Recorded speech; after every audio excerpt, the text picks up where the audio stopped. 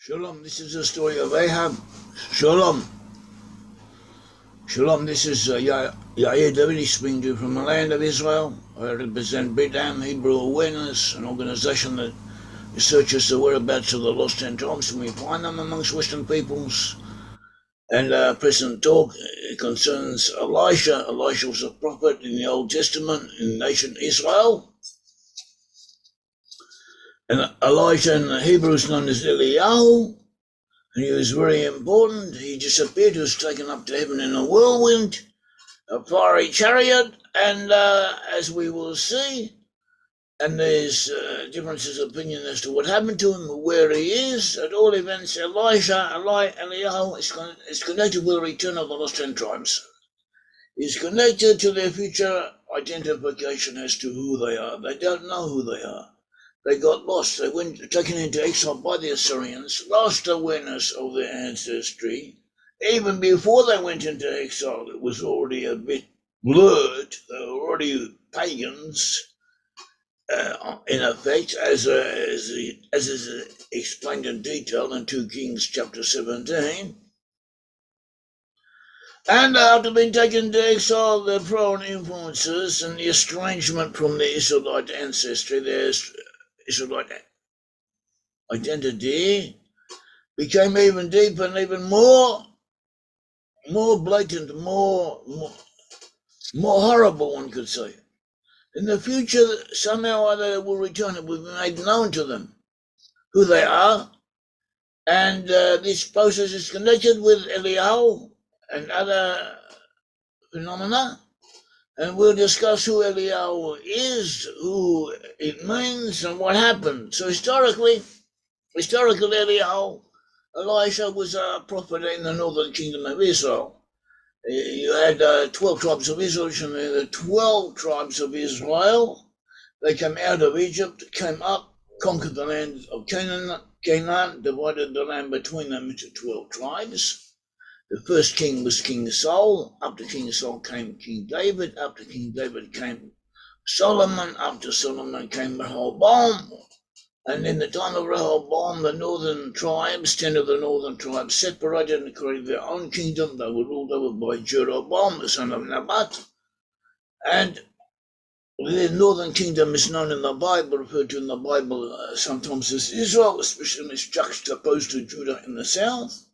It's also sometimes known as Samaria, after the main city, or one of its main cities, and also it's known as Joseph, after the main tribes, or as Ephraim. It all depends on the context. So this is what there was. The first king of the northern kingdom was known as Jeroboam. After him came Nadab. After him came Baasha, and then Elah, and then Zimri, then Omri, the house of Omri. The son of Omri was Ahab. Ahab was the king of the northern kingdom in the time of Elijah. Ahab was married to Jezebel. Jezebel was daughter of the Canaanite king of Sidon, which was on the coast of what is now Lebanon. And there were Phoenicians, and they were very important in that time. They used to trade all over the world. They reached all the cities of the Greece, all the possibly the Western Atlantic. They also established colonies in Spain, what is now Spain, and also, according to new researchers, possibly on the coast of Germany, in Scandinavia, in Britain. They may have reached North America, South America. There are all kinds of possibilities that stand to reason. There are some indications that back them. At all events, this is where Elisha was, in this region, and he was under the king of the region was known as Ahab. Ahab was an Israelite, but he worshipped Baal. He worshipped the Canaanite god Baal. He also established an altar for Baal, a temple for Baal. Also built an Asherah. An Asherah is like a grove of trees, sacred trees, and the name Asherah also means Ashtoreth, the name for the female god, the consort of Baal. So Jezebel was the daughter of the king of Sidon, and she she influenced Ahab to become even more addicted to the worship of the pagan Canaanite gods than he already had been. And even before him, the Israelites had begun to worship pagan gods and the Canaanite gods and to copy their religion. But in the time of Ahab, it became even worse than it was before. And Eliyahu was active. Eliyahu came from Gilead. Gilead was east of the Jordan River. He's now sometimes referred to as Eliyahu a Gilead, and that was the region of Manasseh. So Gad and Reuben were in that region. Eliyahu may have been, according to some sources, a member of the tribe of Levi, a Kohen, because the tribe of Levi was split up. So they also had settlements in the Gilead. Others say he may have been a Benjaminite, because Benjamin also had settlements in the Gilead, even though the main center of Benjamin was in the south, together with Judah. And others say that he came from Gad, because Gad was also in that area, so we don't really know, but these are the various opinions. And Elisha was very important, was quite active. He did miracles, all kinds of miracles and wonders. He brought back to life the son of a widow who had helped him. He was fed by ravens. He caused fire to come down from heaven to burn up the sacrifices of pagan priests on the Mount of Carmel. And he was active. He was well known.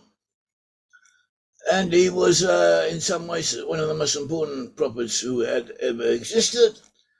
His disciple was Elisha, and Elisha was decided Elisha should replace him. So Elijah went with Elisha. They went from Gilgal to Bethel. From Bethel, they went to Jericho. When they got to Jericho, Elisha took off his mantle, rolled it up, and struck the water of the Jordan River, which at that time was quite larger than it is now. He struck it, and the river divided into two. They crossed over, and then they came down a chariot of fire, and it took Elisha up into heaven. 2 Kings 2, it says, verse 11, it happened as they continued on until the sudden chariot of fire appeared with horses of fire and separated the two of them. They separated Elisha from Elijah, and Elijah went up by a whirlwind into heaven.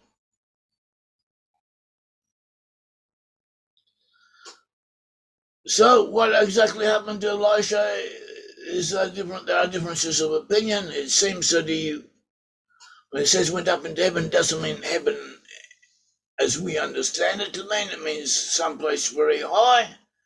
And apparently he was set down, or he died in this process. He passed away. That is the simple meaning. Others say no, that somehow or other he stayed alive and he is still alive, and there are all kinds of traditions concerning him, and we'll discuss them in a minute and the significance for us. At all events, Elisha is predicted will return in the end times. It says in Malachi 4:5, behold, I will send you Elijah, the prophet, before the coming of the great and dreadful day of the Lord, and he shall turn the heart of the fathers to the children, the heart of the children to their fathers, lest I come and smite the earth with a curse.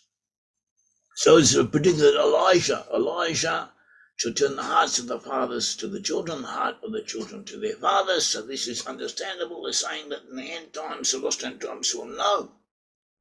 It will be made known unto them who they are and where they come from.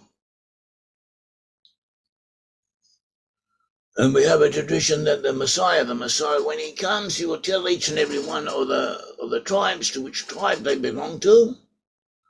And this is also connected. Also, we have Malachi speaks of a messenger. In Malachi 3:1, a messenger will come.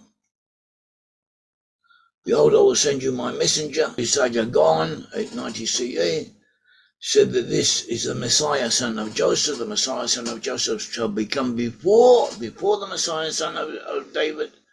And he shall lead the 10 tribes, and he shall help the 10 tribes so I didn't know who they are. And he shall initiate their reunion, their return, and initiate their reunion with Judah. And this messenger, he too is connected with the task of Elisha. So we'll see how this works out, but this is what we have.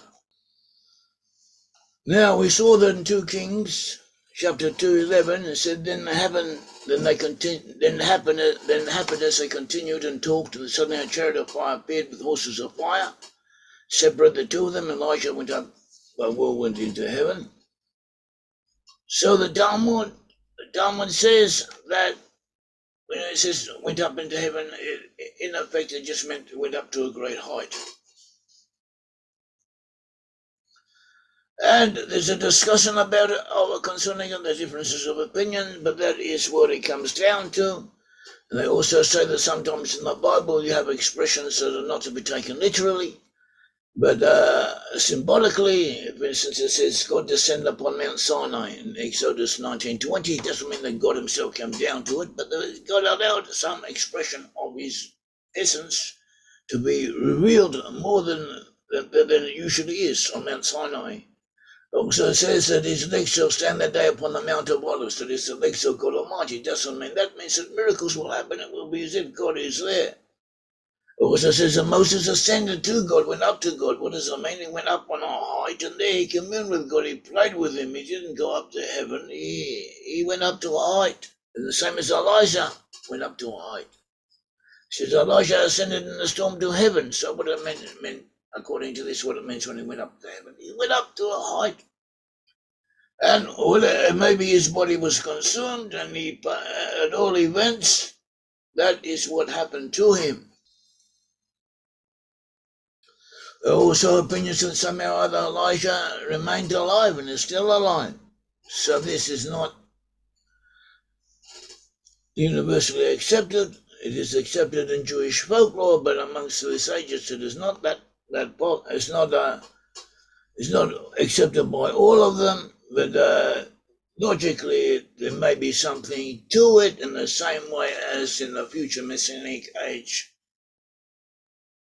The Bible indicates that people will live forever at some stage or for a very long time. So too, there may be someone, even in that time, who's reached such a level that this too applies to him now. So that is a possibility. On the other hand, when the Bible speaks about Elijah or speaks about David, it's not speaking necessarily about the actual person, but it's speaking about a descendant of theirs, an embodiment of theirs, someone who is the spirit of theirs. We have concerning David, Ezekiel 34:24 says, I, the Lord, will be your God, and my servant David, a prince among them, talking about the Israelites in the end time. I, the Lord, have spoken. Also Ezekiel 37:24. David, my servant, shall be king over them. That is the Israelites when they return. They shall have one shepherd. They shall also walk in my judgments and observe my statutes and do them. This is before the resurrection of the dead.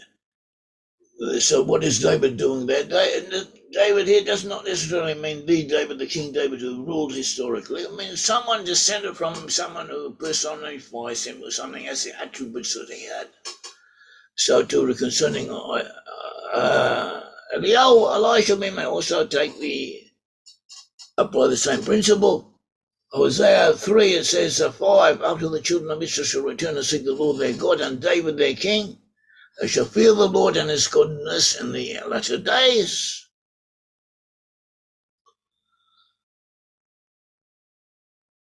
Malachi, as we quoted, says in Malachi 4, remember the law of Moses my servant, which I command him in Horeb for all Israel, with statutes and judgments. Behold, I send you Elisha the prophet, before the coming of the great and dreadful day of the Lord, and will turn the heart of the fathers to the children, the heart of the children to their fathers, lest I come and strike the earth with a curse. So Elisha is connected with reconciling the Israelites from the 10 tribes, knowing who they are, and being aware of their ancestry. Also we have Malachi 3. He says, behold, I send my messenger, and he will prepare the way before me. And the Lord whom you seek will suddenly come to his temple, even the messenger of the covenant, in whom you delight. Behold, he is coming, says the Lord of hosts.